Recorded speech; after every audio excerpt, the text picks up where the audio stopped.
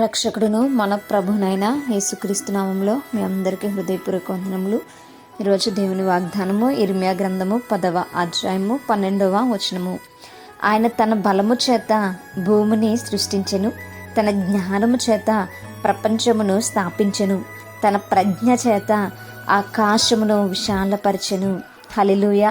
మరి దేవుడు ఆయన బలము చేత ఈ సృష్టిని సృజించినటువంటి వాడు. ఆయన తన యొక్క జ్ఞానము చేత మనల్ని అందరినీ కూడా స్థాపించాడు. ఆయనకున్నటువంటి జ్ఞానము కానీ, బలము కానీ, వివేకము కానీ మనకేమాత్రం కూడా లేవు. మరి ఈరోజు సర్వసృష్టికర్త ఎవరు అనేటువంటి విషయం అనేక మందికి సందేహంగా ఉంది. అయితే మనకు దేవుడు తెలియచేస్తున్నాడు, నేను నా బలం చేత ప్రపంచాన్నంతటిని కూడా సృష్టించాను అని. మరి మనము సృష్టిని కాదు కానీ సృష్టికర్త అయినటువంటి ఆ దేవుణ్ణి మనం పూజించేటువంటి వారంగా ఉండాలి. ఆయన నామాన్ని ఘనపరిచేటువంటి వారంగా ఉండాలి.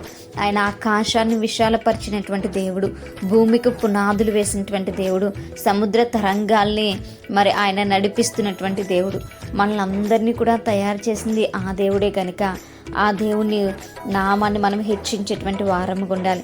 యేసుక్రీస్తు వారిగా ఆయన ఈ లోకానికి వచ్చాడనేటువంటి సత్యాన్ని మనం జ్ఞాపకం చేసుకుంటూ ఆయన పాద సన్నిధిని ఎల్లప్పుడూ కూడా మనము చేరేటువంటి వారముగా ఉండాలి. ఎవరు కూడా ధైర్యంగా నేను సృష్టిని సృజించాను అని ఎవరూ చెప్పలేదు. కానీ మనము మరి నిజంగా సృష్టిని సృజించినటువంటి మన దేవుడైతే మరి నిజంగా నేనే సృష్టిని సృజించాను అని చెప్పి ఆయన చెప్తున్నాడు.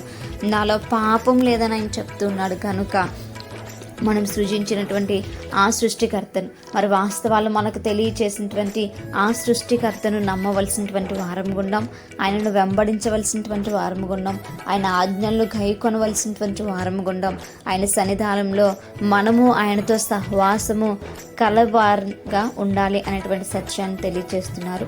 మనం ఎల్లప్పుడూ కూడా ఆయనతో జీవించుదాం. అటువంటి కృపా దేవుడు మనకు అనుగ్రహించునుగాక.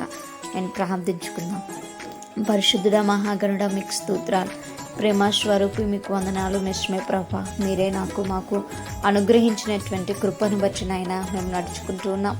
అయినా తండ్రి, మీరే నాయన సృష్టిని సృజించినటువంటి దేవుడు, మమ్మల్ని సృజించినటువంటి దేవుడు.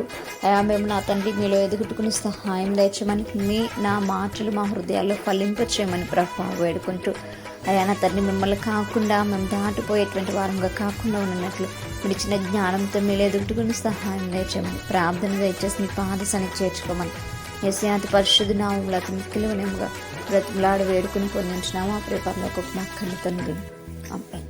Praise the Lord everyone. May God bless you all.